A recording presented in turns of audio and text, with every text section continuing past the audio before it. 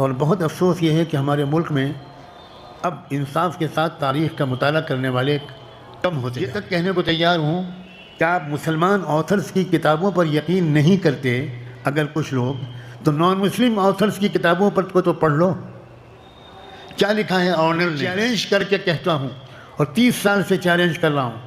امریکہ کی Stanford university میں نے یہ چیلنج دیا، آکسفورڈ میں دیا، UNO میں دیا، کوئی ایک انسیڈنٹ دکھا دو۔ اس سڑک پر چلنے والے اس نان مسلم، اس یہودی یا عیسائی کا واقعہ یاد کرو کہ جو بیچارہ بھیک مانگ رہا تھا۔ سب سے زیادہ بے خبر، سب سے زیادہ بے شعور، سب سے زیادہ بے فکر اس ملک میں جو شہر ہیں، آپ کو مبارک ہو کہ اس میں آپ کا پونا شہر سر فہرست ہے۔ شرم سے ڈوب مرنے کی بات ہے۔ میں یہاں سے 2 گھنٹے کے فاصلے پر رہتا ہوں، میرے پاس روزانہ کئی 100 لوگ ملک کے چپے چپے سے آتے ہیں، اور یہ صرف سکھایا نہیں گیا۔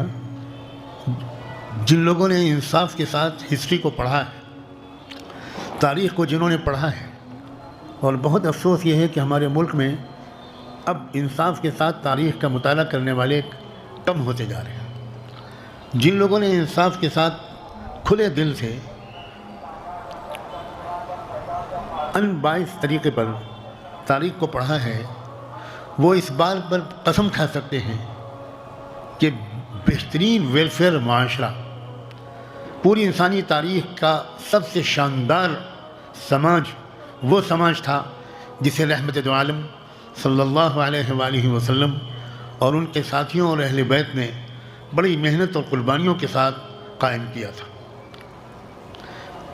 ایسا امن تھا، ایسی شانتی تھی، ایسا ایک دوسرے پر بھروسہ تھا، سچ بولنے کا ایسا رواج تھا، پورے ملک میں کوئی ایک بھی جھوٹ بولنے والا ڈھونڈنے سے نہیں ملتا تھا۔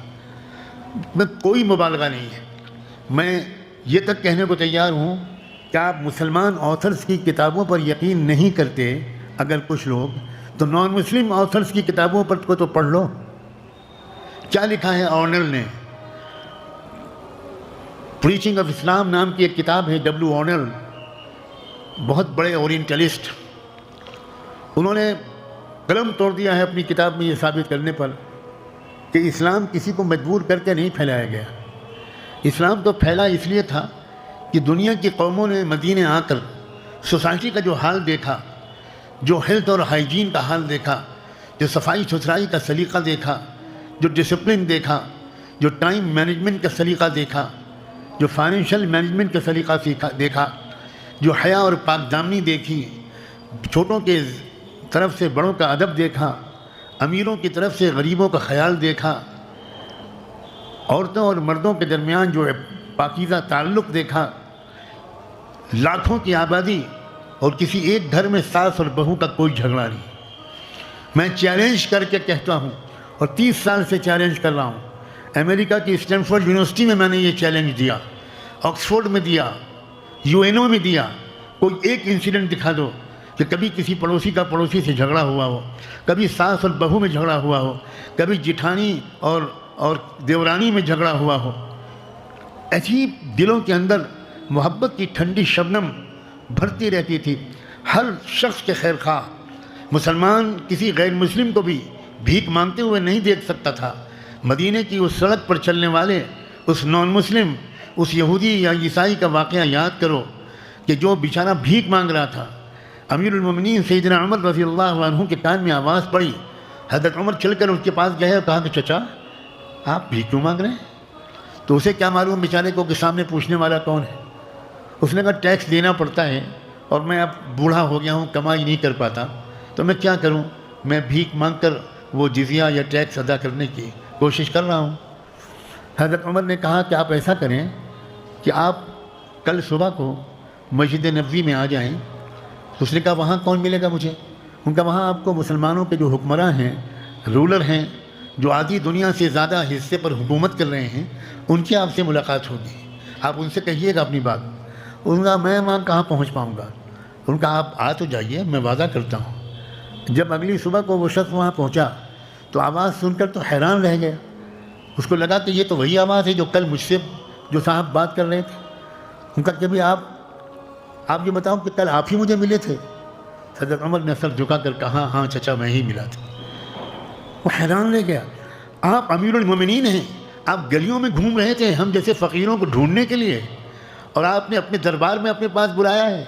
دربار کیا، مسجد کی چٹائی پہ بیٹھے تھے حضرت عمر بھی اور وہ شخص بھی۔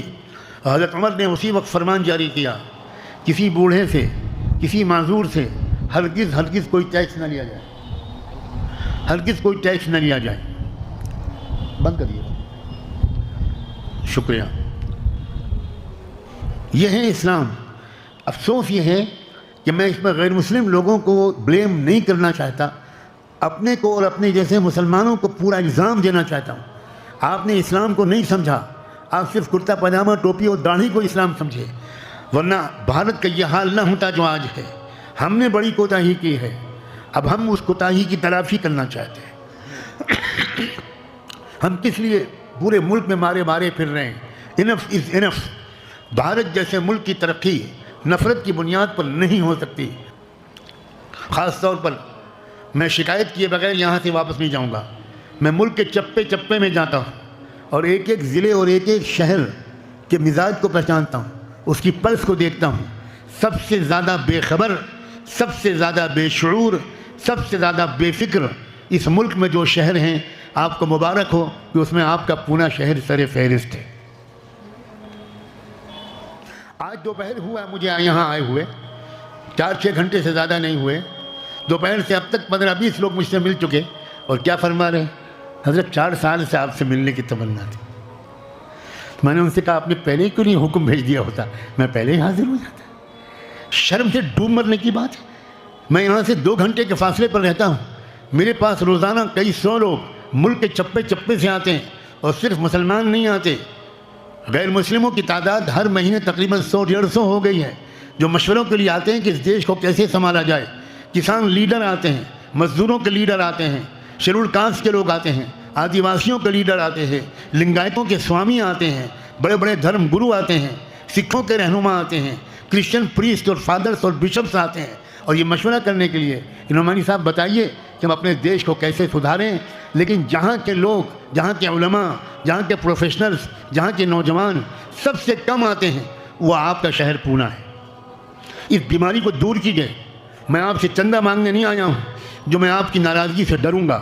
میرا یہ اسیسمنٹ ہے کہ جس شہر میں ذرا سا ایجوکیشن آ جاتی ہے اور 4 پیسے آ جاتے ہیں، وہ شہر 7ویں آسمان پر چلا جاتا ہے۔ اس میں غرور آتا ہے، اس میں تکبر آتا ہے، اس میں بڑائی کا احساس آتا ہے، اس میں علم کی طلب ختم ہو جاتی ہے، اس میں سفر کر کے بزرگوں اور علماء کے پاس جانا، سمجھداروں کے پاس جانا، دانشوروں کے پاس جانا، اپنے اور اپنے ملک کے مسائل کا حل دریافت کرنا، اس کا رواج ختم ہو جاتا ہے، کیونکہ ایسے شہروں کے تمام لوگ انٹلیکچوئل ہوتے ہیں۔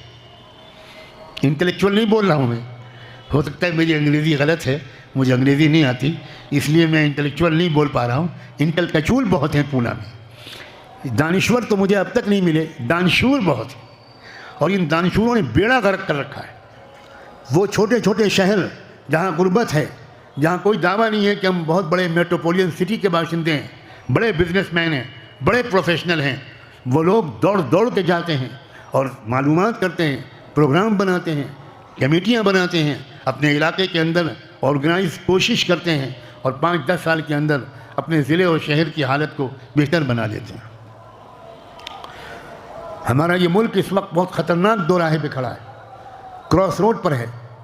اگر اس موقع پر ملک کے تمام شہریوں نے، مردوں نے اور عورتوں نے، خاص طور پر ہر اس شخص نے جو ووٹر بن چکا ہے، ہر وہ نوجوان جو ووٹر بن چکا ہے، اگر اس نے اپنے ووٹ کے حق کا صحیح استعمال کیا اور اس حق کو ضائع نہ کیا اور دوسری حقیر بنیادوں پر غلط طریقے پر ووٹنگ نہیں کی، تو میں یہ وارننگ دیے بغیر یہاں سے جانا گناہ کبیرہ سمجھوں گا کہ آپ کے ملک میں وہ حالات آئیں گے کہ روہنگیا اور بوسنیا کو لوگ بھول جائیں گے۔ اور صرف مسلمانوں پر حالات نہیں آئیں گے، مسلمانوں پر بھی بہت سخت حالات آئیں گے۔ مدرسے، مسجدیں، درگاہیں، مزار، اوقاف، آپ کی بے خبری کو میں اس پر حسرت بھیجتے ہوئے کہتا ہوں، ہمارے موجودہ حکومت کا ایک پلان ہے کہ پورے ملک کے وقف سسٹم کو ختم کر دینا، وقف بورڈ کو ڈیسالو کر دینا۔ یہ ایک وار ایسا ہے، ایک وار، ایک معمولی سا قانون جس سے پورے ملک میں کروڑوں مسلمانوں اور اسلام کا وجود رب کعبہ کی قسم خطرے میں پڑنے والا ہے۔